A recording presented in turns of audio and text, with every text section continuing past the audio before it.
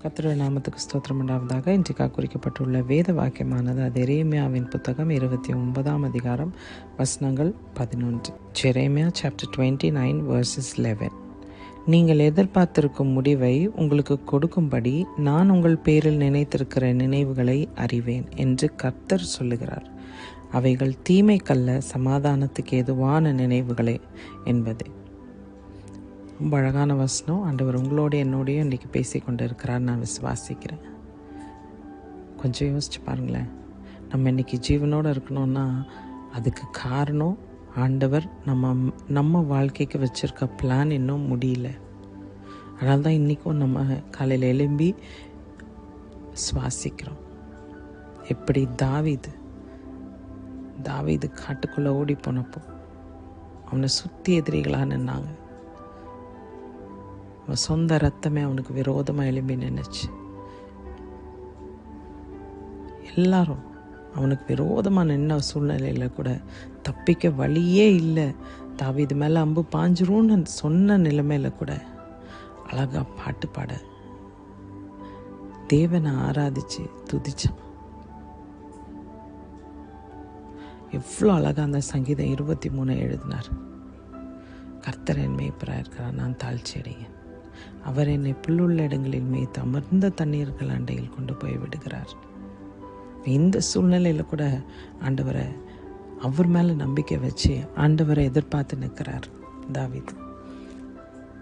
எவ்வளோ விசுவாசம் இருந்தா, நான் சாகிறதுக்கு இன்னும் தருணம் வரல, ஆண்டவர் என்னை கைவிட மாட்டாருன்னு தேவன் மேலே மாத்திர நம்பிக்கையாக இருந்தனால தான் அவர் ஆண்டவர் அடிச்சித்தார், அவரை ராஜாவாக்கினார்.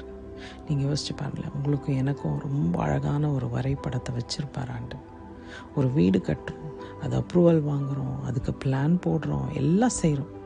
ஒரு சாதாரண கல்லையும் செங்கலையும் வச்சு கட்டுற ஒரு வீட்டுக்கே இவ்வளோ ப்ரொசீஜர். இப்போ யோசிச்சு பாருங்கள், நம்ம வாழ்க்கைக்கு ஆண்டவர் எவ்வளோ ப்ரொசீஜரை தாண்டி நம்மளை அந்த உலகத்துக்கு கொண்டு வந்திருப்பார்.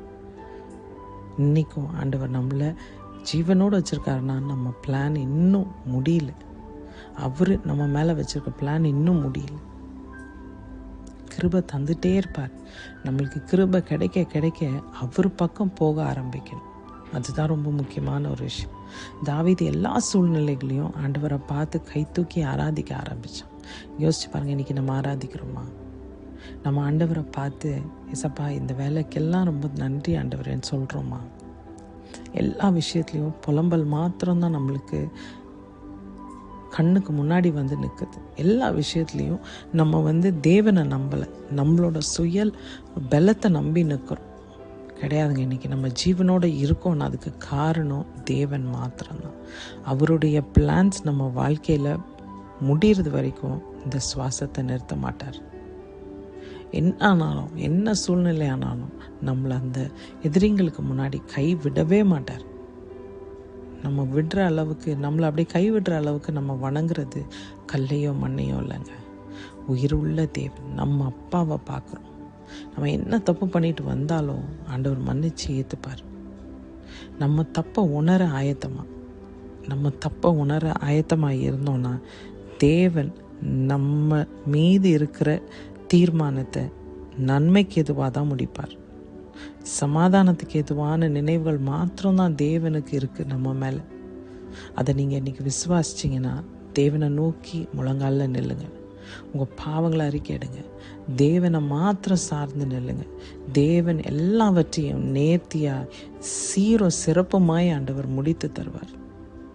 அது உங்கள் பிள்ளைகளோட திருமண காரியமாக இருக்கலாம், உங்கள் வேலை ஸ்தலத்துலையா இருக்கலாம், இல்லை உங்கள் உறவினர்கள் மத்தியிலையா இருக்கலாம். எங்கே நீங்கள் அவமானப்பட்டீங்களோ அதே இடத்துல உங்களை தலை நிமிர்ந்து நிற்க வைப்பார். நீங்கள் தேவனுக்கு உண்மையாக இருந்தால் மாத்திரம் போதும்.